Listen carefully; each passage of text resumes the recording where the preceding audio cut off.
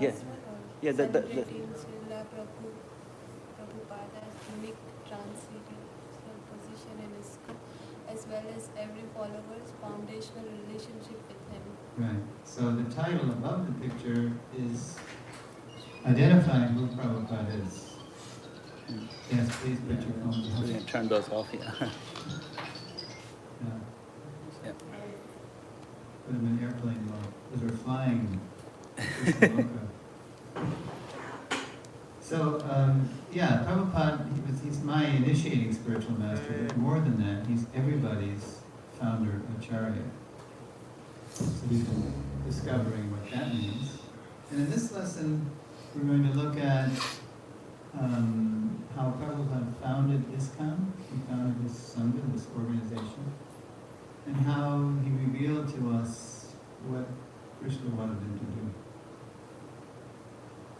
Okay, and we start with a very interesting slide. Uh-huh. Oh. This is 1969, way back when. Was anybody born then, besides you? And me? Yeah, well there's Prabhupada on the left, and there is a popular psychedelic poet of the day, counterculture poet, and Ginsberg. On May 11th, 1969, the American counterculture poet Allen Ginsberg met with Srila Prabhupada at the Hare Krishna Temple in Columbus, Ohio, to discuss their program at the university the following evening, as well as how Krishna consciousness is spread widely in materialistic America. Has anyone been to Columbus? No? They fancied themselves, they call themselves the All-America City. Because they named the town after the person, they say, who discovered America, Christopher Columbus. Although he didn't really. He never got past the Bahamas. Right. But, anyway, that's the lore. And so in Columbus, Ohio, the capital of Ohio, there's a famous, the Big Ten school called Ohio State University. And the people there are very conservative. This is 1969, even in the height of the hippie movement in 69, people were still, wearing white shirts and ties, short hair, whereas everybody else was hippied out. So anyway, Ginsberg comes, and why has he come? Because he's coming to do a program with Srila Prabhupada at Ohio State.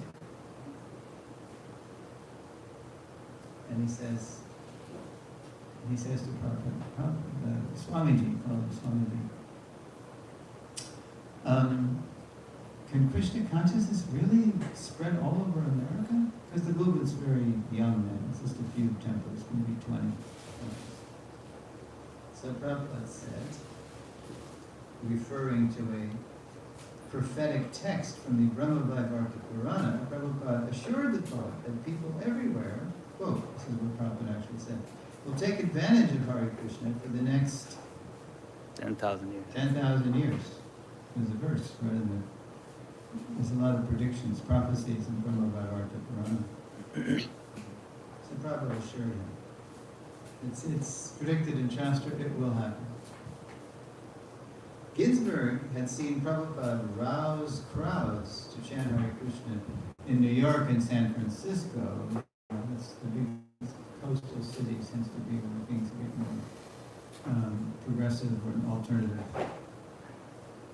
But the conservative students at the Ohio State University would present a special challenge. What are they going to think of Prabhupada? Something like a genie out of a bottle or something riding on a magic carpet, with its flowing saffron robes and otherworldly aura. It's kind of like the Buddha maybe, big earlobes and shaved head, sannyasi. Now in his book, The Hare Krishna Explosion, I have a godbrother, late Hayagriva Prabhu, who wrote a book about how Krishna consciousness exploded in the 60s in America. So in his book, The Hare Krishna Explosion, Hayagriva Prabhu describes what happened on the night of the event. There's no better description than this Jayasana of the event. After entering the auditorium, Prabhupada, smiling and glowing, people, even ordinary people, when they saw Prabhupada, they would say, "That man's glowing." Such a presence from Prabhupada. Prabhupada ascended the stage where poet Ginsberg invited him to lead the chanting. Prabhupada started slowly, singing a simple melody, and gradually picked up the tempo while playing hand cymbals. We say kartas. And he was just chanting the Prabhupada tune. Hare Krishna, something, everything, anybody could follow that tune. Then, and here's what it says, what happened next. Hayagriva writes, Prabhupada stands and raises his hands, inviting the students also to stand and dance. The response is immediate. It's like, whoa, these straight-laced students, they're getting into it. Students in the aisles are first to their feet. Then students in the rows and balconies arise. There is little room for dancing. A spontaneous bounce catches hold instead. It's kind of like dancing in India on Janmashtami. Or you ever been in a crowd where you can't even move practically? You sort of just move with the rhythm of the crowd. As Prabhupada bounces on the dais, the students bounce also. As he waves his arms, they wave theirs. This is extraordinary. They're following. He leads them as a maestro conducts an orchestra, and so gradually the inherent spiritual rhythm of the mantra itself prevails. They don't even know what they're singing. These are, straight-laced, most of them Christian students, but they're just completely swept up in Prabhupada's potency. The young voices empowered by the mantra, not even knowing the meaning of the words. And later Ginsberg says, quote, the amazing fact is that everybody was able to get up and dance, nearly leaping out of their skins. Actually, that's what was happening. Everybody, even though they didn't know it, they were getting out of the bodily concept of life just by the contact with the mantra. Now, had Prabhupada revealed the Puranic verses directly preceding the 10,000-year prophecy he had mentioned, poet Ginsberg would have likely proclaimed Prabhupada their filler. Prabhupada never told us the backstory to the 10,000-year prophecy, but there is a backstory, and it comes right from the Brahma Vaivarta Purana. So we're going to look at that. Now there's Prabhupada in another setting. He's in Tompkins Square Park, New York City, 1966, and he's not even playing a mridanga. There's no mridangas. It's a bongo. What is he playing? The bongo. A little tom-tom, a bongo. And Prabhupada was so good at playing that bongo that jazz drummers would come to the park from all over and say, hey, catch this Swami, he's getting in some mean licks on that drum. And there's two of the people in the park who became devotees. The one closer with his back to us, that's became Acharya, Charles Barnett, and then the one sort of facing us became Brahmananda.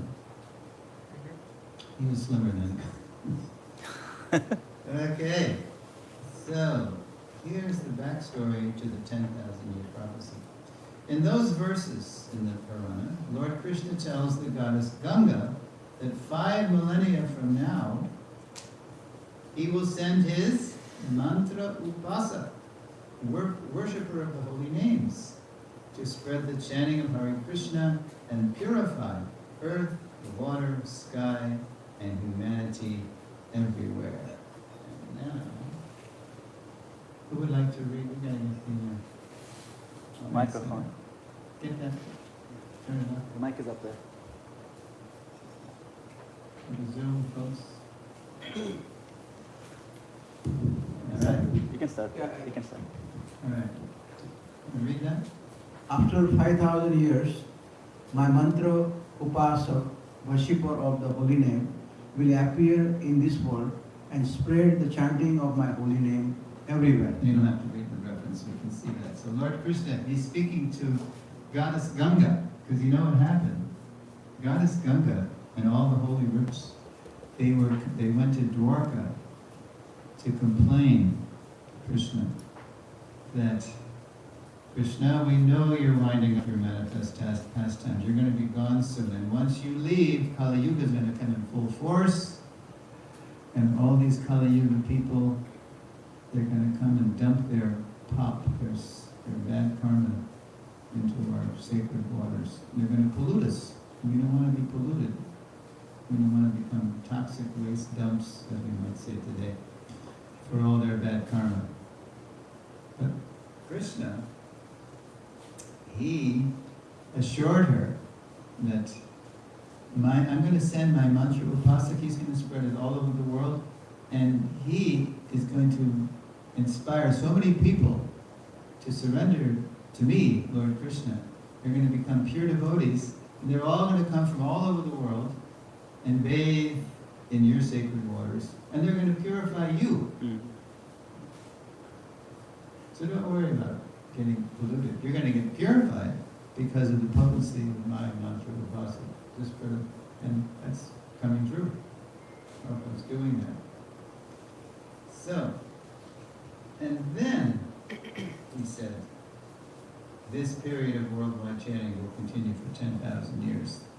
Krishna said that. Right in the Brahma. So while fulfilling this and other Vedic prophecies, Prabhupada never once called attention to himself.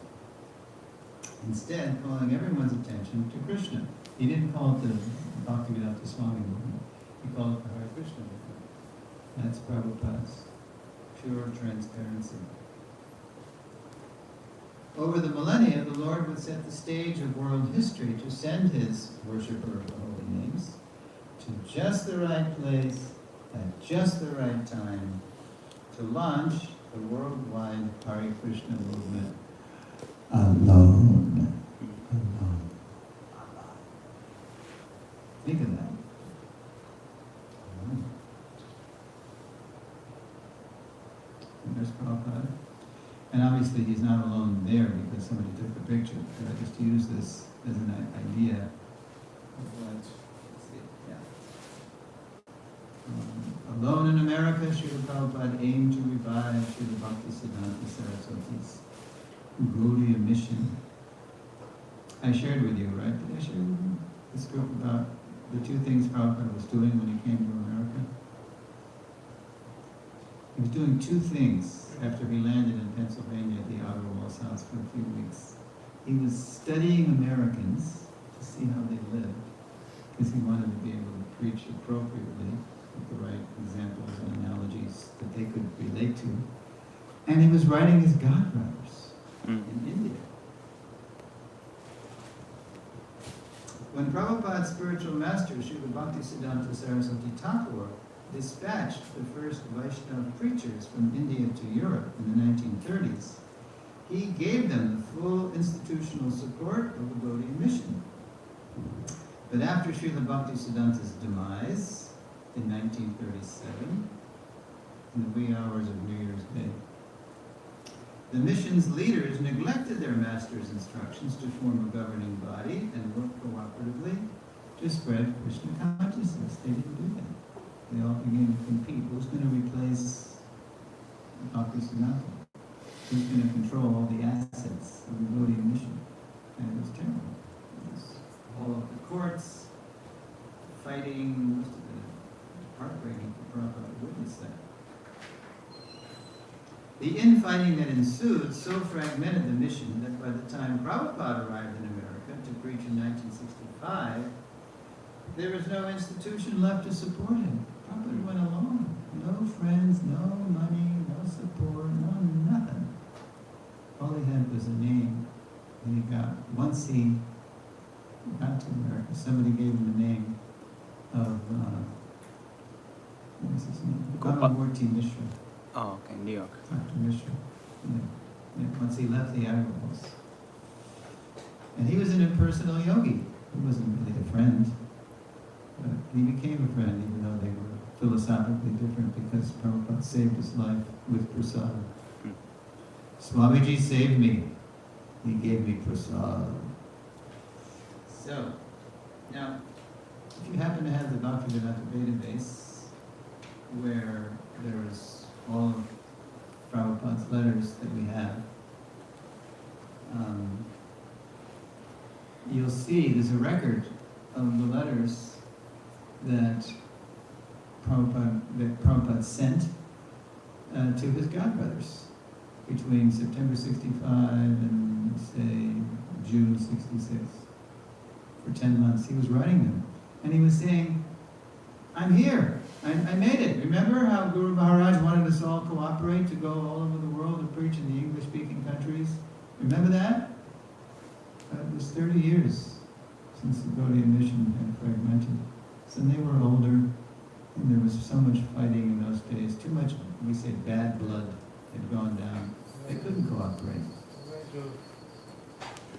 Couldn't cooperate. So, Krishna revealed that to Prabhupada.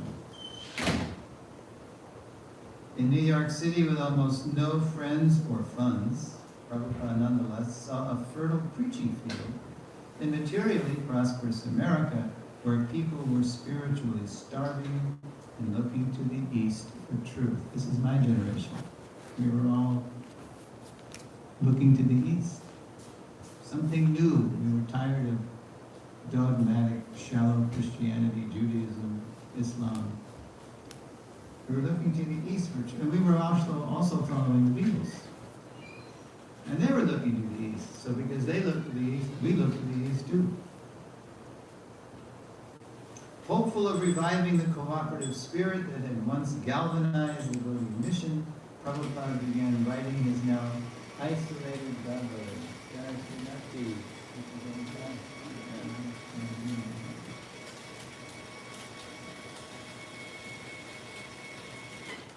He was writing his godbrothers, the ones that were still alive, who were just maintaining the little nuts, appealing to them to help him seize the time. This is a great idea. Prabhupada saw such a potential. These Americans, they're just looking to the East, but they're getting fooled because the Vedanta Society was in America. That's what the Ramakrishna Mission had reimagined themselves as, the Vedanta Society. They were impersonalists. But the Americans didn't know personal from impersonal. They just were looking to anything from the East, right, from India. And Prabhupada says, yeah, and they're so naive. They're going and they're helping. They helped the Ramakrishna Mission build a $1 million skyscraper. Well, we need $1 million skyscraper too. So if you ever get a hold of these letters, if you have the database, just look in November 8th, 1965. Prabhupada wrote a very telling letter to his godbrother Bhaktivilas Tirtha Maharaj, who had been known in the Gaudiya Math times in the 30s as Kunja Babu, Kunja Vihari. He was the fundraiser. He was the manager, the fundraiser. Srila Bhaktisiddhanta let him practically manage the finances of the Gaudiya Math. And he had been in the Ramakrishna Mission. And he converted to Vaishnavism, from Advaita Vedanta to Vaishnavism. So he was very, good at raising. He had a lot of connections with the government. He was a very shrewd person. So Prabhupada wrote him and said, oops, maybe you can take it home. So Prabhupada said, I know, Maharaj, that you, by Guru Maharaj's grace, you have those Kalpata Marwaris, those Kurupatis, those rich people, in the palm of your hand. You know how to inspire them, reach them. And you also have connections with the government house in Delhi. You can get those rupees released. They didn't want to release any rupees from India. They wanted people to come to India to spend rupees. Because it was still, pretty needy country. So you can do that, I know. And now here's an excerpt. We're going to have a reader. Let's see if Shama can read this. You want to give me? One on. I'm going to run it to Shama. Okay, just read. And you notice you're going to see the word, or the forms of the word cooperation, cooperate, at least 3 times. Because that's what Bhaktisiddhanta wanted. So there is a chance for cooperation between us, and I shall be glad to know if you are ready for this cooperation. I came here to study the situation and find it very nice. And if you are also agreeable to cooperate, it will be all very nice by the will of Srila Prabhupada. That means Bhaktisiddhanta, their Prabhupada. If you agree, then take it for granted that I am one of the workers of Sri Mayapur Chaitanya Mutt. I have no ambition for becoming the proprietor of any mutt or mandir, but I want working facilities. Yeah. So this is, look at that. And he says, you can be in charge, Maharaj, he's saying. Because he runs the temple in Mayapur, Sri Chaitanya Mutt, Gaudiya Mutt. So you can be the head. I can recruit people. I can organize them, but we just need funds. We just need money to do this. So will you help? And that was the most, had the most potential because he actually could get the money. He wrote a lot of other godbrothers too, but he was. And so, what do you think Tirtha Maharaj said? Anybody know? He wrote back with something vague, like maybe, possibly, then Prabhupada wrote him back, because Prabhupada was always trying to fan a spark. Okay, he's not rejecting me, so... And then, after Prabhupada wrote him back, he never heard from him again. Prabhupada actually wrote another godbrother. I forget who it was. But he didn't even... the response he got was from the disciple of the godbrother. His name was... Mangal Brahmachari. And Mangal Brahmachari said, I read your Guru Maharaj's letter, I read your letter to Guru Maharaj, and he said to me, and I would like to come actually. But Guru Maharaj said, of course, if your program, Swami Maharaj, is not authorized, if it's not bona fide, the whole endeavor will be ludicrous. And so Prabhupada said, this is not my project. This is what Srila Bhaktisiddhanta wanted us all to do, remember? We say hello, not bona fide. So, anyway, I take it that Mangal Niloy Brahmachari told that to his Guru Maharaj, but he wouldn't let him come. He wouldn't let his disciple come. So anyway, so that was a good example of how, even though Prabhupada's reaching out, nobody's helping me. You gotta go? Okay. Yeah. Thanks for coming. Haribol. May you always be happy. Okay. So, a servant leader, quote unquote. Long before the phrase is time, it's a big buzzword right in corporate America, the servant leader. Prabhupada would still receive no tangible cooperation from his godbrothers. With only the scriptures he translated, annotated, and brought from India to sustain him, Prabhupada endured, mostly alone, the brutal New York winter that followed. And I was living in Stamford, Connecticut. It's a suburb of New York. It was brutal, with winds that could go right through you and take your breath away. And Prabhupada's just wearing an overcoat that somebody gave him, those white Swami shoes. Gee. Writing letters and translating the Bhagavad Gita. Okay, so alone in America in the winter of 65, 66, into the spring of 66. Okay. the next section I call From Obscurity, because nobody knew him in 65, to Swamiji. In 66, he got some followers. The following spring, Prabhupada relocated to a loft in New York's infamous Bowery district. Rife with derelicts and crime, the district was dangerous.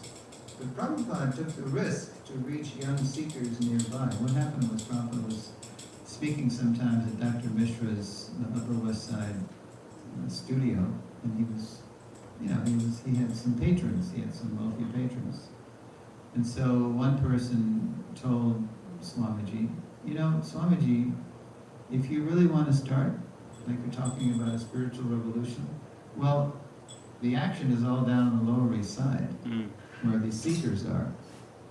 And they're experimenting with hallucinogens, and there's all kinds of, people. I mean, it's dangerous too, derelicts and drugs and, violence.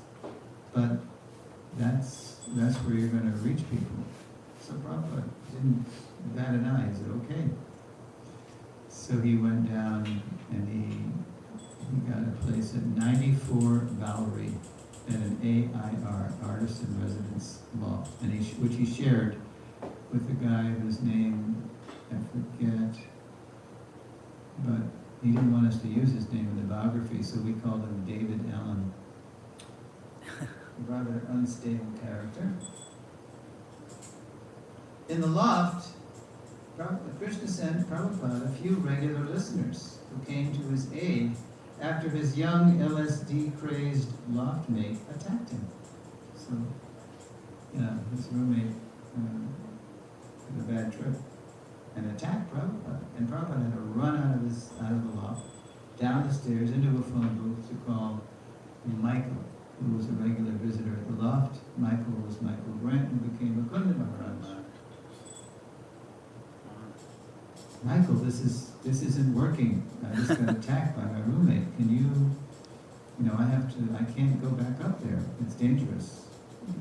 Can you help me get my own place? So Michael said, yes, Swamiji. He was impressed by Prabhupada's, stature.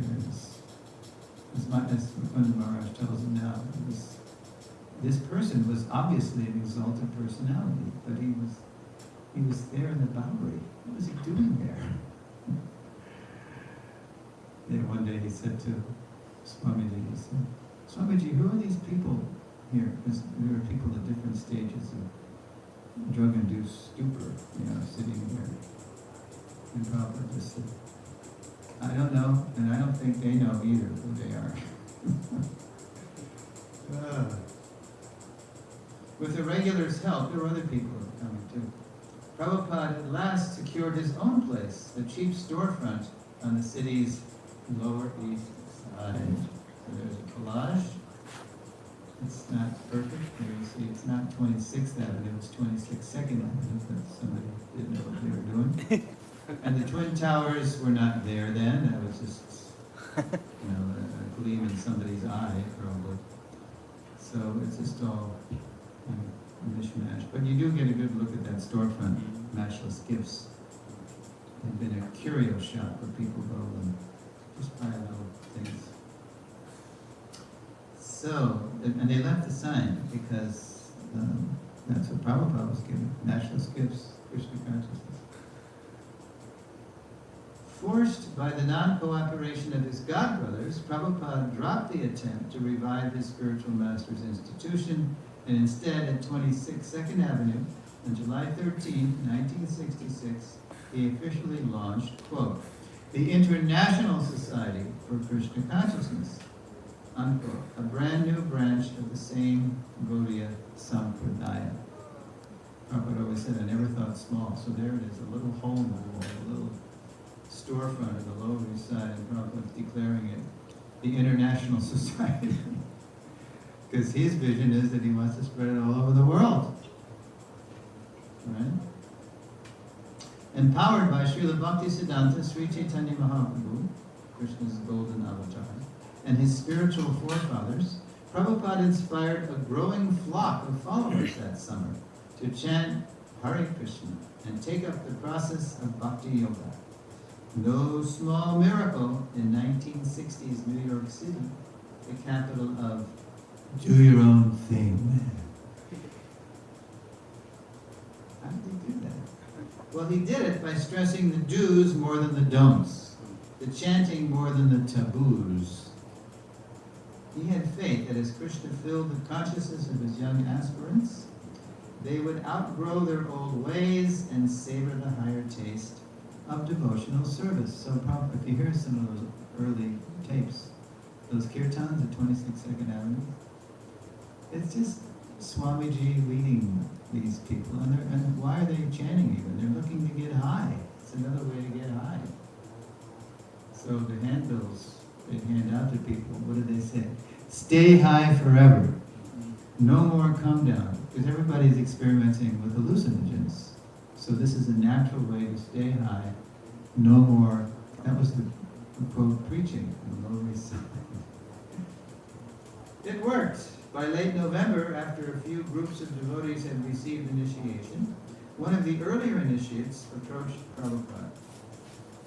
Quote, Swamiji, what did you say the rules are for this practice? Because so Prabhupada, he stressed the chanting and the prasada. He wasn't stressing the rules, because he knew they weren't capable of following rules yet.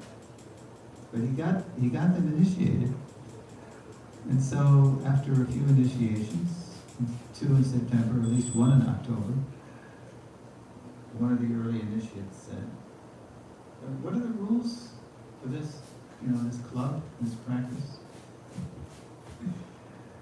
Just what Prabhupada had been waiting to hear, for he knew they would follow the rules only when they were ready. He knew following the disciplines of bhakti, those things we promise at initiation, that would only happen when they asked for it. So here it was. Somebody was asking, what are the rules? The next day, November 25th, 1966, you may have seen the sheet, the handwritten sheet. Prabhupada posted the regulative principles of Krishna consciousness on his apartment's bathroom door. Why did he do that? Why did he post it down in their storefront? Why in his bathroom door? Do you know? People stand in line, they could read. Yeah, because they were using his bathroom. They were just, hippie, homeless, or even if they had a crash pad, they would go over to the Swamis and use his shower and toilet. And Prabhupada had to stand in line For his own bathroom. to use his own bathroom. He had infinite. Can you imagine his godbrothers doing that? No way.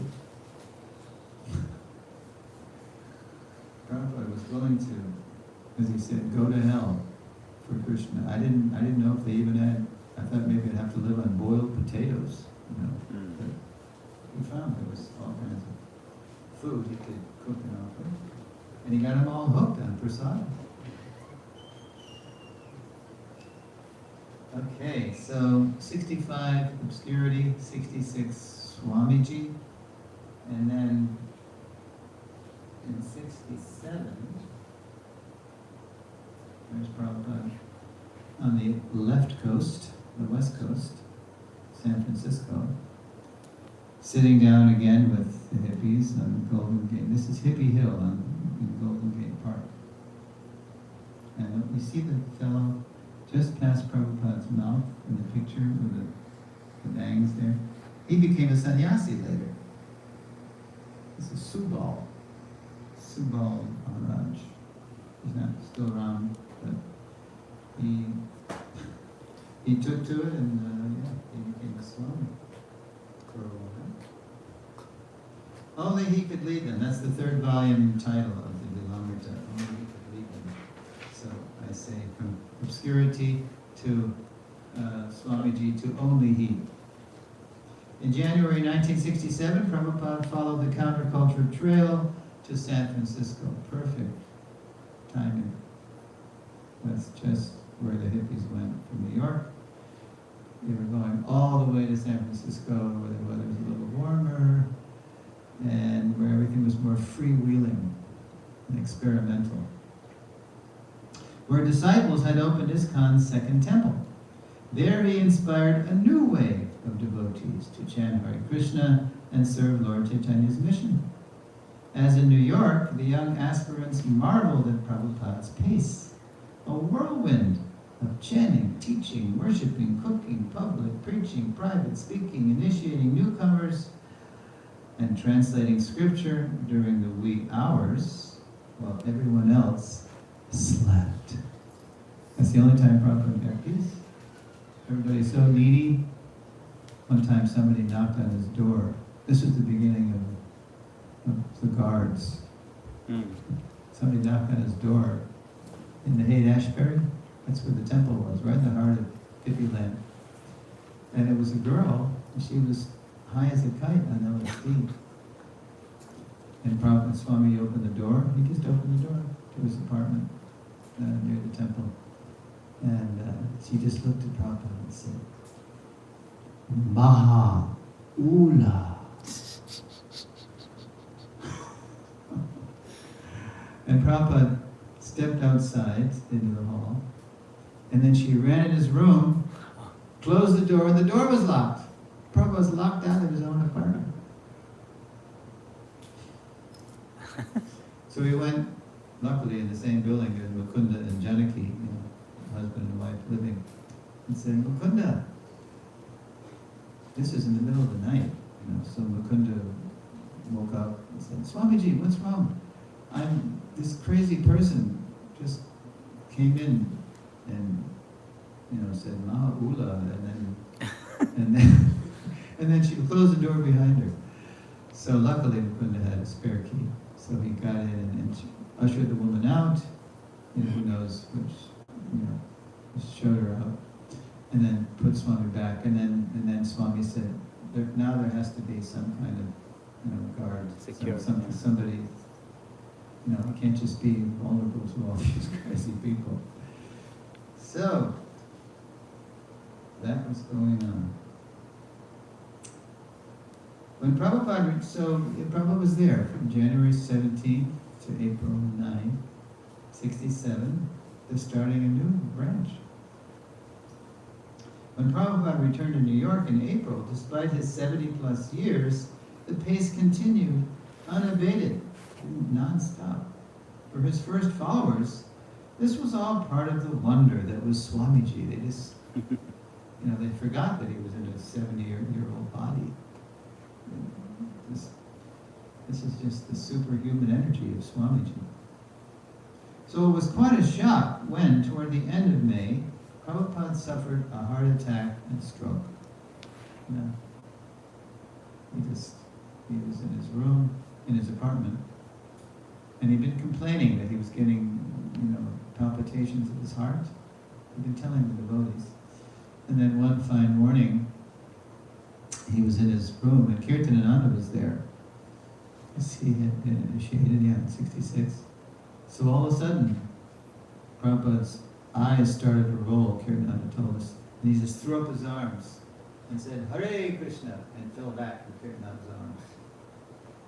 And Kirtananda laid him down, and Prabhupada said, massage my heart, massage my heart. And then somebody else called the hospital, and he was taken to Beth Israel Hospital. So let me see here. Yeah. And then there's a whole drama of him being in the hospital and the doctors using him as a guinea pig just to test the whole story, what happened there. Prabhupada was finally released. To help Prabhupada recuperate, the devotees brought him to a beach bungalow on the Jersey Shore. So right in, what was it? I think it was not far. The Jersey Shore, as you know, is very popular. People go to the Jersey Shore. Mantaloking, you know where Mantaloking is? Okay. Well, Freehold, is that on the shore? Freehold, yes. Yeah, that's where my mother was born. And, I think it was in Freehold, actually. And you see pictures of Gaurasundar and Govindadasi serving them there, trying to help them recuperate. But they're all bundled up.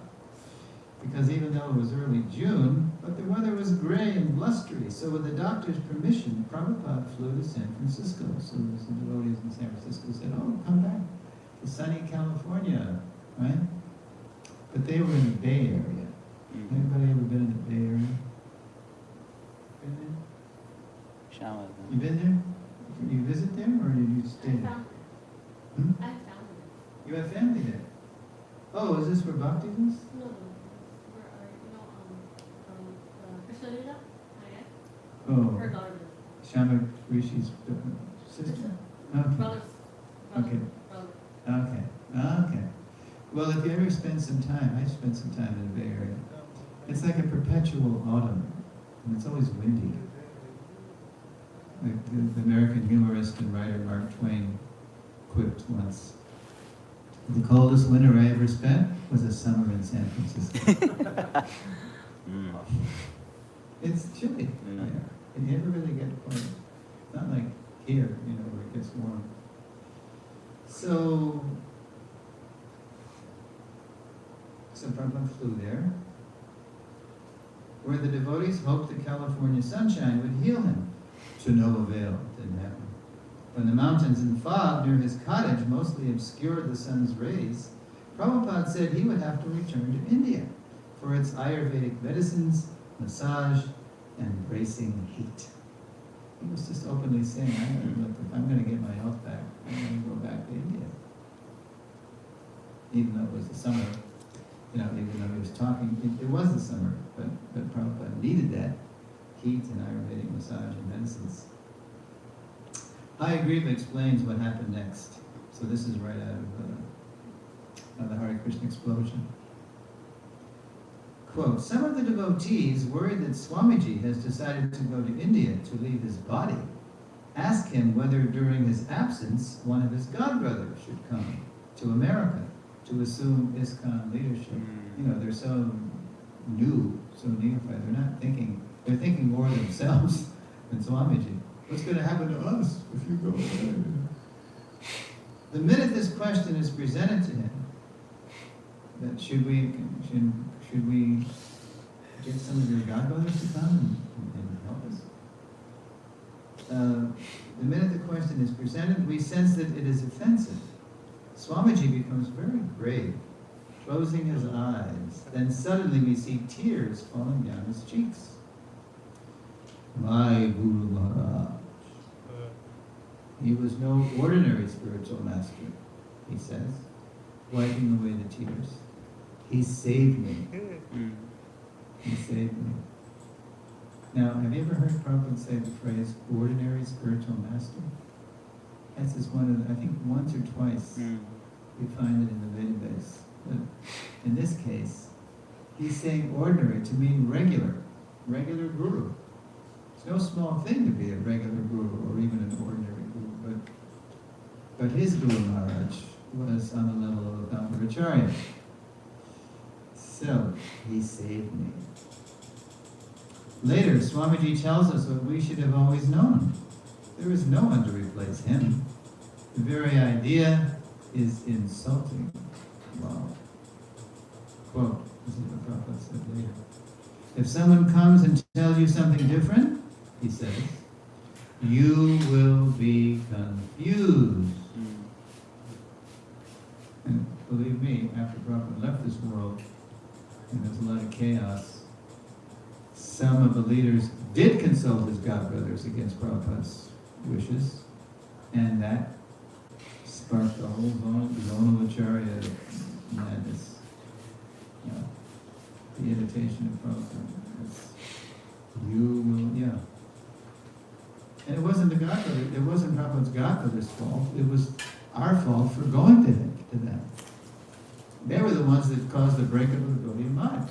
Why go to them to learn how to run the Hare Krishna movement? Owing to his absolute surrender to Srila Bhaktisiddhanta and Lord Chaitanya's mission, Prabhupada knew he was being uniquely empowered. Prabhupada knew his godbrothers, their surrender, the depth of his surrender was way beyond their surrender to Srila Bhaktisiddhanta. They disobeyed Bhaktisiddhanta. So they didn't have the adhikar, they didn't have the qualification to turn lechas and yavanas into aspiring devotees. Only he could lead them. Prabhupada was uniquely empowered because he was uniquely surrendered. As an old man going to the West with no ill health and no money and friends, wow, this is a radical person with a radical surrender. Prabhupada knew he was being uniquely empowered to turn people outside India's spiritual culture toward Krishna consciousness, and that only he could lead them. Nobody else could really do it. Okay, so 65 obscurity, 66 Swamiji, 67 only he. In 1968, we see this section is called From Swamiji, that's what they were calling him still, to Prabhupada. Nobody was calling him Prabhupada yet. Although Prabhupada's uniqueness among contemporary gurus was obvious to his followers, they were still calling him Swamiji, a rather common address. In the spring of 1968, Krishna revealed an honorific, a title, more befitting Prabhupada's position. When a devotee learned that the Sanskrit affix G was a term of endearment, it's like we see Mataji, Prabhuji, it's a term, it's sweet, it's a term of endearment. He asked Prabhupada if he could add it to his wife's name, Govinda, and call her Govinda Ji. So it's Gaurasundar and Govinda Dasi, the husband and wife. And Gaurasundar is the servant, and Govinda is the secretary. And Gaurasundar is a rather bright guy, so he was dabbling in Sanskrit, and he learned that if you add G to a word, it makes it sweeter. Prabhuji, Mataji, like that. So he asked Prabhupada, asked Swamiji, if he could start calling his wife Govindaji. Because it was sweeter, like a sweet, like we'd say honey, right? In English. Honey, right? Sweetie. So what did Swamiji say? No, actually, G is a third-class form of address. It's better not to call her Govindaji. So that's what he said to Gaurasundar. But his wife, Govinda, immediately picked up. She said, and she's she's my god sister, and she's from Texas. In Texas, they shoot first and they ask questions later. They're straight shooters. They talk plain. They're plain-spoken people. Govinda Dasi, a plain-spoken Texas lady, remembers the rest. So there's this one nice memory that you see on Yadavar's, our Godbrother Yadavar has this series called Remembering Srila Prabhupada, or Following Srila Prabhupada. It's a series of videos where you see Prabhupada in the films, and then you see a devotee in the film, and then the devotee comes on and describes what's going on in the film, because Yadavar interviewed as many people as he could who were in these films, because he and his wife shot most of the films. Govinda Dasi, a plain-spoken Texas lady, remembers the rest. So this is, and she's told this story different ways, but this is the best way that I like how she told this way. So let's go to the slide. Okay, so there's Prabhupada. That's an early, look at how, that's an early shot of Prabhupada in New York City. And it's a younger looking Prabhupada than you might notice in other shots. This is before his heart attack and stroke. And students of Prabhupada's recordings notice that Prabhupada's voice is higher then too. After that heart attack and stroke, his voice dropped a little bit. And it really did put the years on too. So we're hearing Madhana Prabhu how Swamiji became Prabhupada. And it all happened in the temple where I joined, but a couple of years later, in Boston. So, yeah. So, Gaurasundar, her husband, has said, can I call my wife Swamiji? You know, Govinda Das. Can I call her Govindaji? And Prabhupada said, oh, don't call her that. It's his third-class form of address. But then Govinda says, so I piped up. I was sitting right in front of him, in front of Prabhupada. And I said, well, if it's a third-class form of address, why are we calling you G? Why are we calling you Swamiji? And she picked it up, you know. And he said, it's not very important. That was Prabhupada's initial reaction. He tried to dismiss it. It's not very important. Don't worry about it. That's his initial reaction. But Prabhupada allowed a very familiar relationship between Govinda and himself. She was like a scolding granddaughter. I mean, it was amazing, the relationship Prabhupada allowed between Govinda and himself.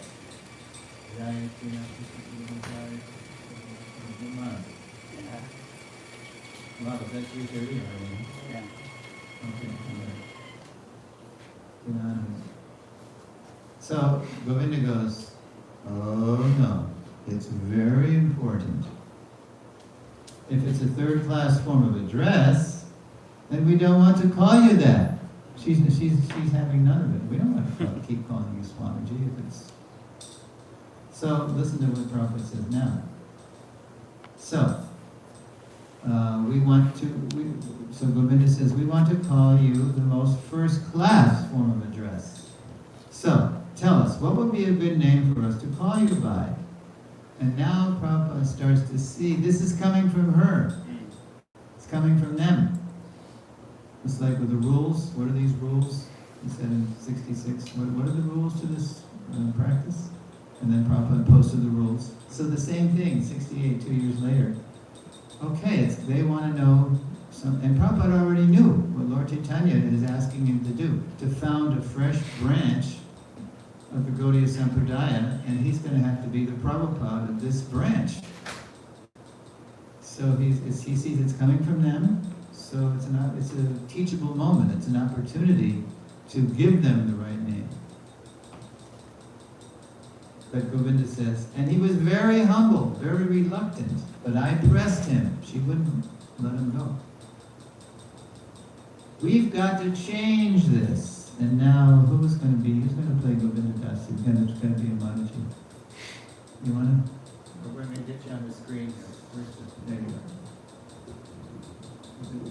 Yeah, it's on. Read that. Swamiji, you can call me Guru Deva or Guru Maharaj or Prabhupada. All right, let's see what happens next. Keep reading. Govinda Dasi, well, that's 3. We need 1, so which one is the best? Yeah, it's 3. Consistent. So which one's the best? Now look at those choices that Prabhupada said. Guru Dev, Guru Maharaj, Prabhupada. And here's what Prabhupada says. Swamiji, Srila Prabhupada is nice, that is the best. Govinda Dasi, from today you will be called Srila Prabhupada, May 1968, Boston. Yeah, and from today you'll be called Srila Prabhupada. Like she's initiating him or something. Yeah, right. And then Govinda said on the video, she said, so I told all the devotees, but they didn't like it. Because Swamiji is sort of easier to say. Prabhupada is kind of a tongue twister, a mouthful. But then gradually people got used to it, and by the end of the year everybody's calling Prabhupada, Prabhupada. Now, listen to this. Here's my little comment on this. Never demanding respect, but nonetheless commanding it by his own endearing example, Prabhupada had seized Krishna's teachable moment to quietly disclose the appropriate address. In a disciplic line, there are many Gurudevs, right? Just like today, in this country. Many Guru Maharajas. But Prabhupada is a guru of gurus. Quote, a master at his feet, all masters sit. And he didn't do it until it came from Govinda, when he gave 3 choices, and then still he was You know, she could have seized on one, but she's, okay, which one's it been? Okay, so from obscurity in 65, Swamiji 66, only he 67, now Prabhupada in 68, and now we fast forward to July 70, the month I joined, where we go from Prabhupada to founder Acharya. These are all Prabhupada's gradually revealing his position, right? In just 12 years, Prabhupada will circle the globe, how many times, do you know? 14. 14 times. Ooh. I get jet lag just reading his itinerary. Initiate thousands of disciples and establish the Krishna consciousness movement on every major continent. During his travels, he would found over 100 temples, schools, farms, and restaurants, all while writing and publishing dozens of translations and commentaries on foundational Vaishnava scriptures. That's like superhuman. I mean, nobody, just traveling is enough is exhausting. Or just trying to write something, it requires so much concentration. You try to do both and you go mad. But success would bring enemies too, as glorious as all that was. Success would bring enemies too. The worst from within. Now, I didn't know this when I joined in July 70, but there was a whole conspiracy afoot to minimize Prabhupada's position. And it was coming from India, from some jealous godbrothers. In 1970, after critical remarks by a few of his godbrothers negatively influenced some of his leaders, Prabhupada asked a dozen trusted disciples to help him form a governing body commission, as Srila Bhaktisiddhanta had requested his disciples, to protect ISKCON and ensure its continuance. So, in July 70, at least on paper, Prabhupada in this document called Direction of Management, on July 28th, a legal document called Direction of Management listed the GBC members and officially referred to, quote, His Divine Grace A.C. Bhaktivedanta Swami Prabhupada as ISKCON's founder Acharya. That was the first time. Actually, it was there before in an old BTG, but nobody knew what it was. Nobody asked. Some obscure, Sanskrit English phrase. But of course it came from the Golden Monk. But now Prabhupada's putting it out there legally. Okay, let's see here. There we go. Okay, Prabhupada liked that shot. There's many shots of Prabhupada at the Bhaktivedanta Manor, north of the London Temple. And Prabhupada told my godbrother Bhargava, who took it, you can use this as a founder Acharya shot. Later he said that, 73. Okay, so Prabhupada is saying that, but bad signs persisted. On one of his books, his ISKCON Press identified the author as simply, Acharya. quote, A.C. Bhaktivedanta, Oh. nearly stripping his name of any spiritual significance. When his new publishing house, the Bhaktivedanta Book Trust, moved into its headquarters, Prabhupada saw nothing on the building identifying the organization's name or founder. This is out on the West Coast. And when some of his temple presidents wrote him on their own stationery, Prabhupada had to tell them to write him on official temple stationery. This is Prabhupada's temple, it's not their temple. They didn't know him. Displaying his full name and founder Acharya title. Prabhupada, for good reason, because one day a non-complying temple president, somebody who wasn't following Prabhupada's orders on that account, secretly sold the temple, collected the money, and disappeared. He sold the temple. This is out in Hawaii. He, not ISKCON, had been the legal owner. So it wasn't in ISKCON's name. It was in his name. So that was the last straw. That was in 74. After the last incident, in the summer of 1974, Prabhupada drafted an amendment to his earlier management document, including a strongly worded statement about his position and authority as ISKCON's founder Acharya. So here's how the amendment read. Prabhupada dictated it, the GBC passed it, because the GBC is just sort of in the womb. They're not really the ultimate managing authority yet, because they're just being trained by Prabhupada how to act. And here's the amendment that Prabhupada dictated to the GBC. And it's right in the database, it says amendments for official documents.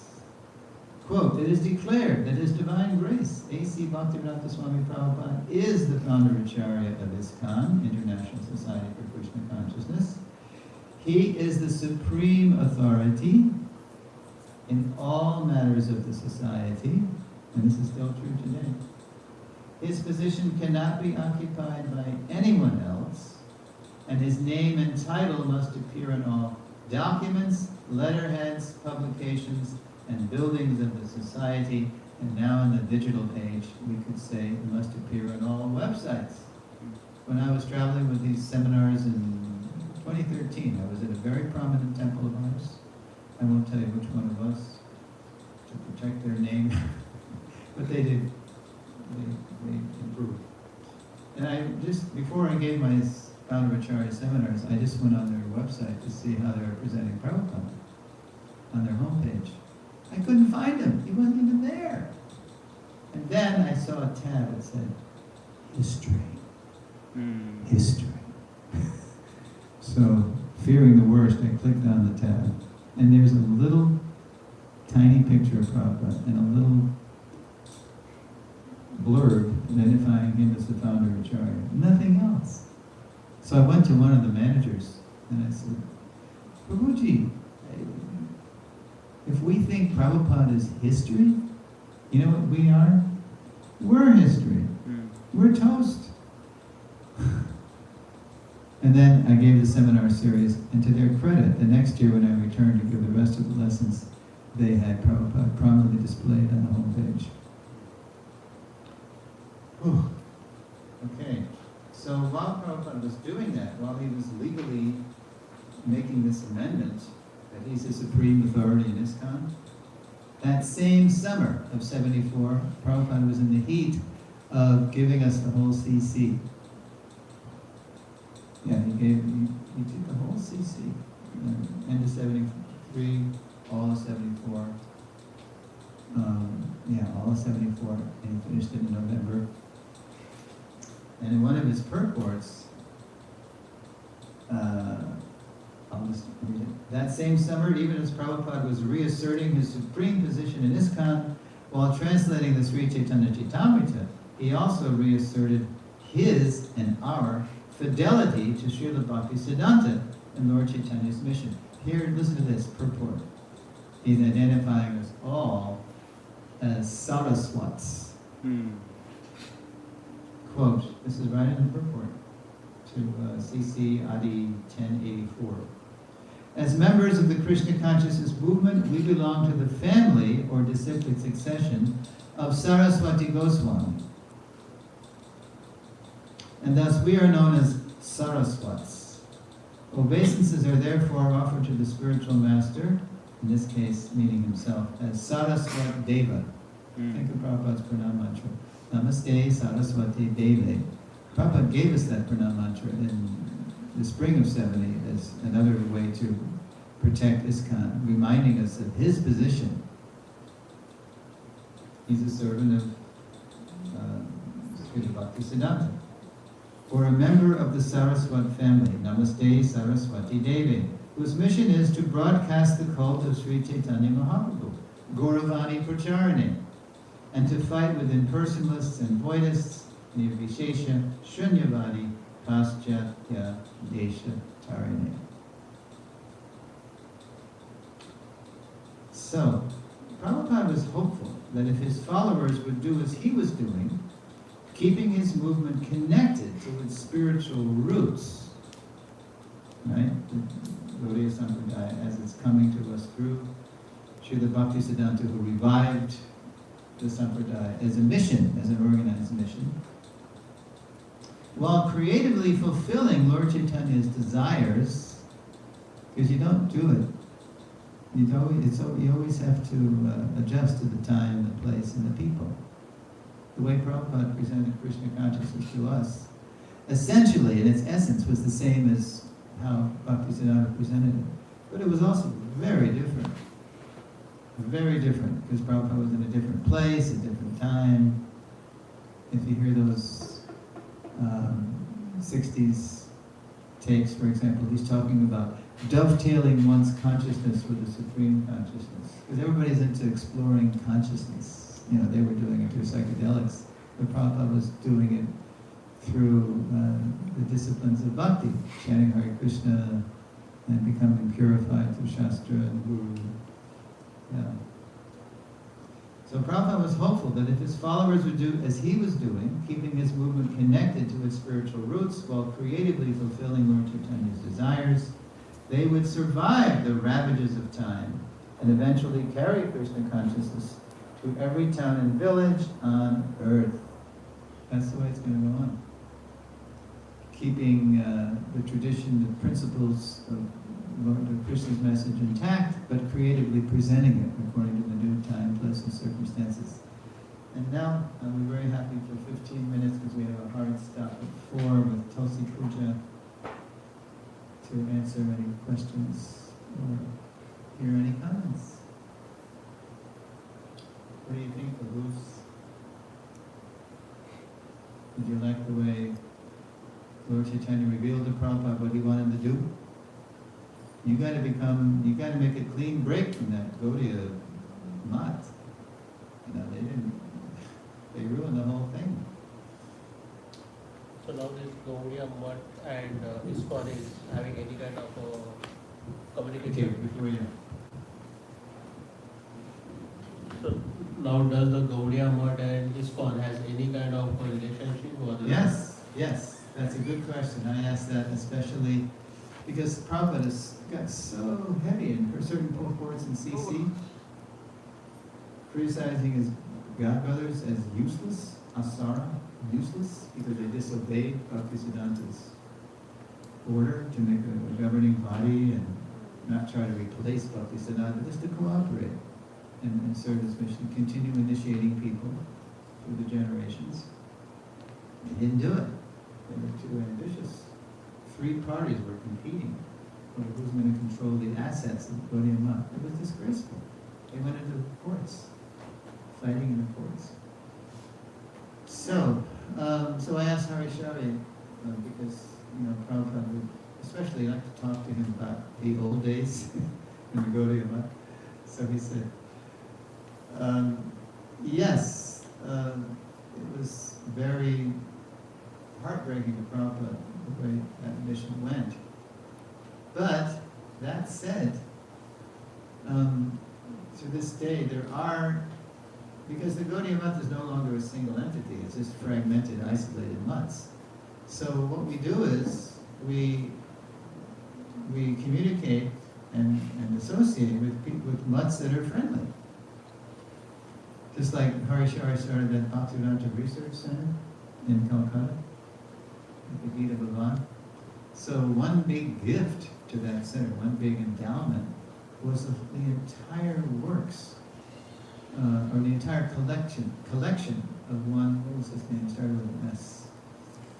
I forget his name, but when he saw how they were preserving works of the Gaudiya Acharyas, he gave his entire collection of works by Bhakti. These are original things that Bhaktivinoda wrote, Srila Bhaktisiddhanta, original palm leaves of Rupa Goswami, you know, Bhakti Rasamrita Sindhu. This is priceless stuff.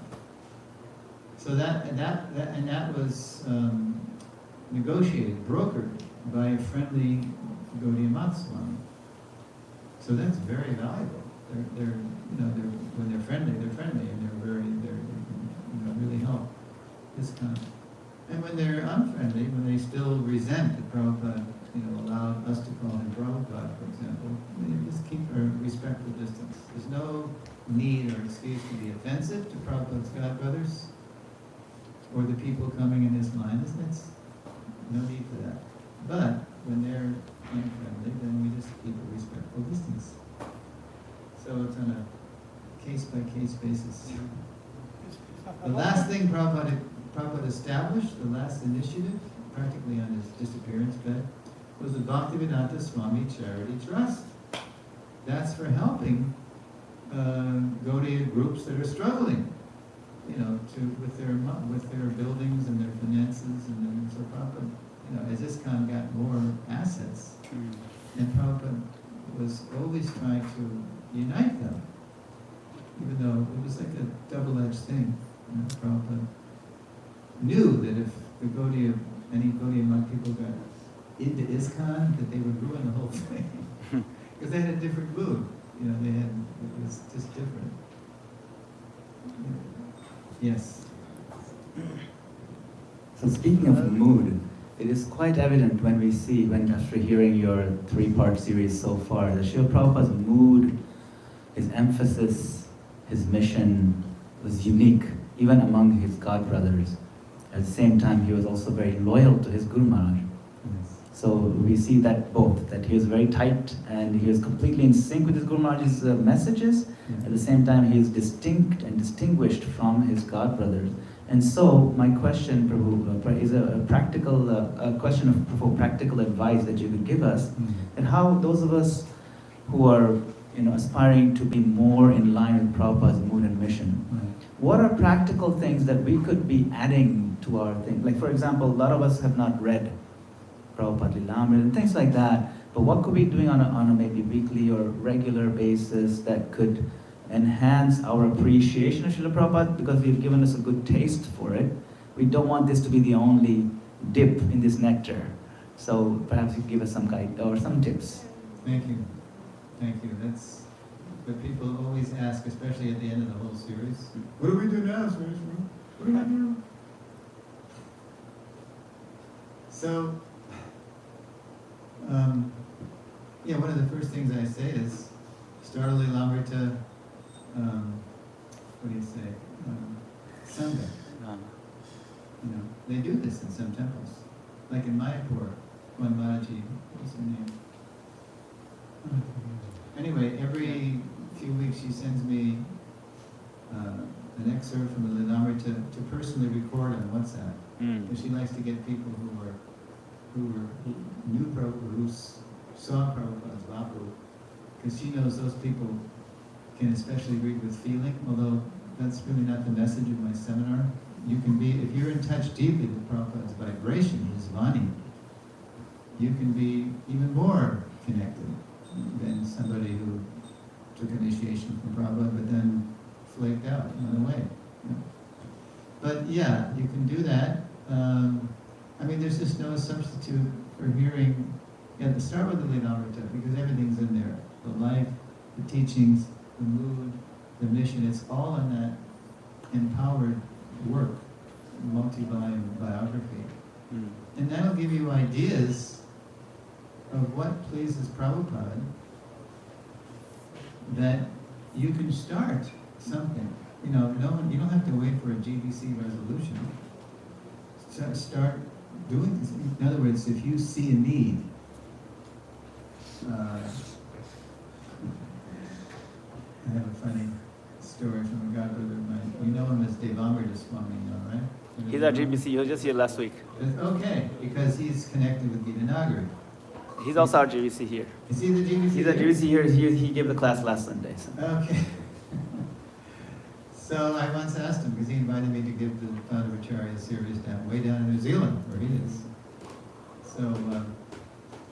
So I said, how did you get to New Zealand? You're a New Yorker. And he was connected with Harikesh Maharaj, when he was a Swami in the 80s, and behind the Iron Curtain preaching during the Soviet Union days, and then he was connected with New Vrindavan, and then that whole thing kind of blew up, and there was court drama, and so he said, after that drama in New Vrindavan, I just wanted to go as far away from controversy as I could find, and there wasn't much going on in New Zealand. There was a temple there, but in Auckland, but he decided to go down there. And he's very bright if you read his books and hear his lectures. He was here, so you know how he is. I love the way he laughs too.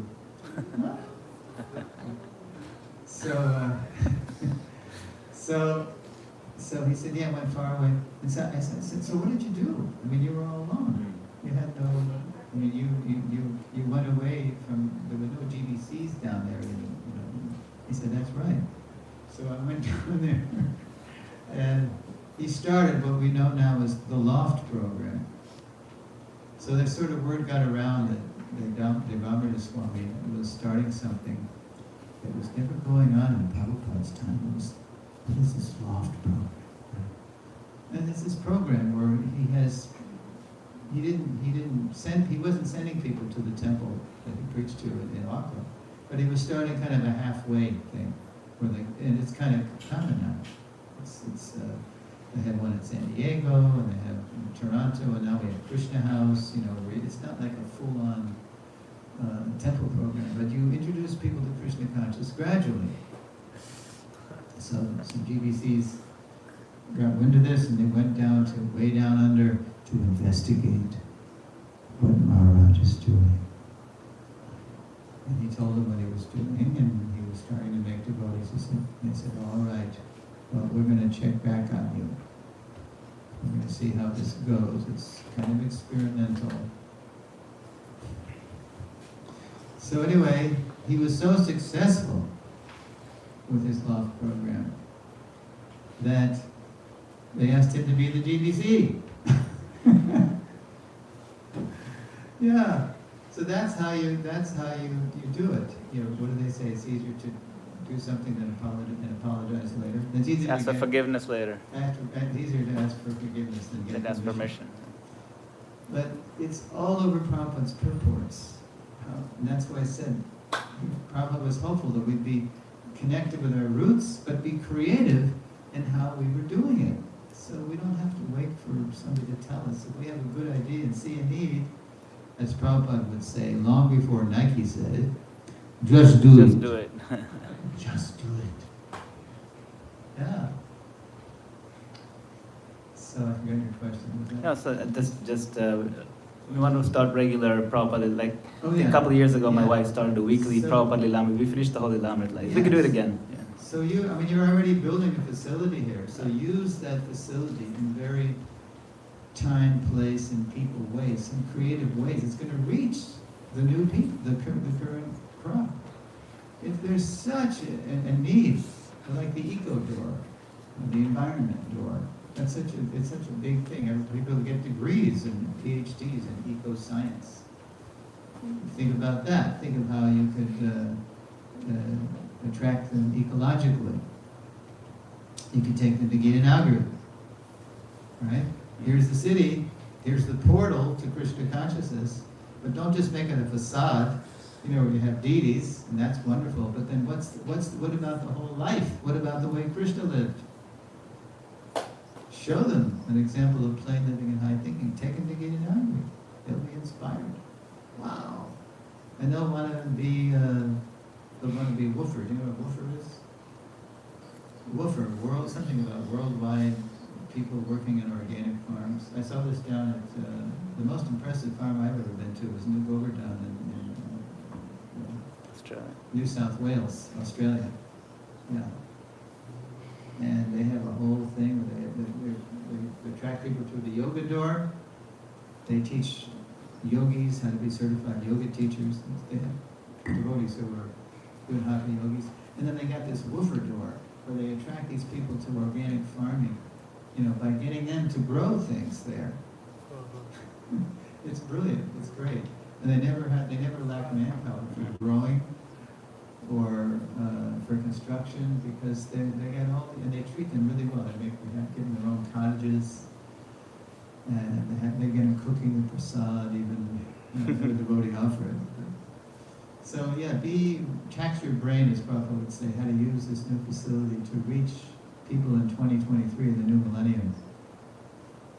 So your hand is, I think, we're 20 seconds away from not getting this. So, but I don't know how that works. It's a hard stuff. Okay. Yes. Yeah. So the curtain's closed any minute. So. Okay, So- at 5 o'clock, Yes. Right? At 5 o'clock, I'm going to be speaking on the times I met Srila Prabhupada. So not only was that spectacular to see him in Vapu, but there was always lessons with the Leela. So try to hear the lessons I'm going to introduce. Okay, thanks for coming. Hare Krishna. Prabhupada. Ki Jai. His Grace Suresvara Prabhu Ki Jai. Om Bhaktivinoda Ki Jai. Haribo. So please don't miss the evening program, of course. The curtain will be closing any second, so we're going to clear this area out for Tulsi Puja. It's going to happen in about 1 minute. And then we'll have the